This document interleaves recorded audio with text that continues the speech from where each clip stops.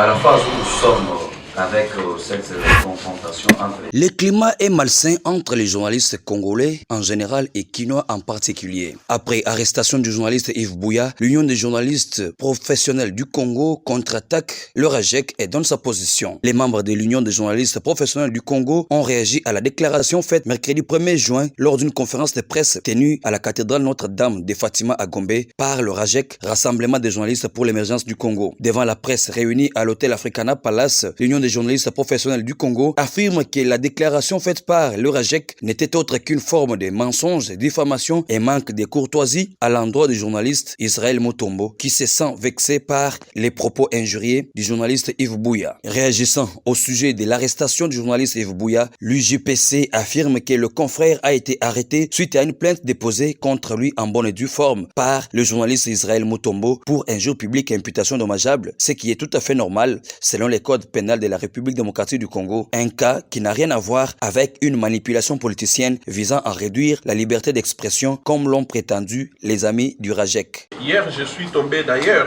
sur une vidéo où M. Yves Buya était en train de vanter les mérites du confrère Israël Mutombo. Donc je ne pense pas qu'il existe des causes lointaines.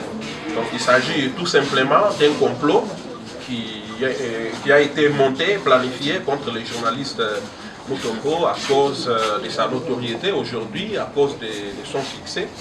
Donc si vous remarquez, vous regardez très bien dans les groupes des amis de Fatima, vous allez constater que la majorité, c'était des gens qui passaient des moments avec Israël Mutombo, qui parlaient, qui discutaient avec lui. Donc je ne pense pas qu'il existe des causes lointaines. Je reconnais avoir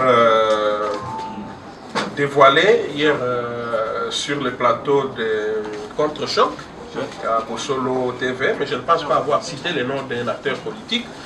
J'ai tout simplement affirmé que l'activité de Fatima avait reçu le financement venant de Kachobwe. Il s'agit d'un montant de 10 000 $ qui a été remis aux amis de Fatima via le canal d'une sénatrice et diffamation contre son confrère. Nous citons Israël Mutombo. 5.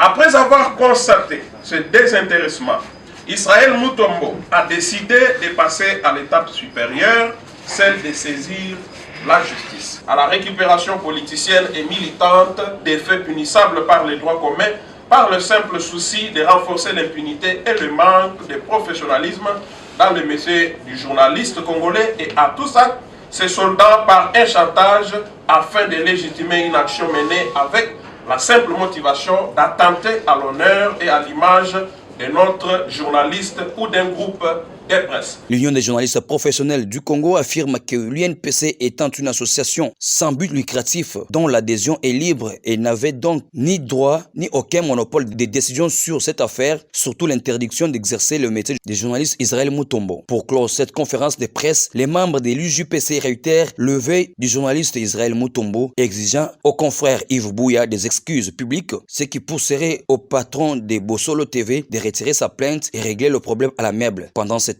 le journaliste Yves Buya croupit à la prison centrale de Makala, dans la commune de Selembao.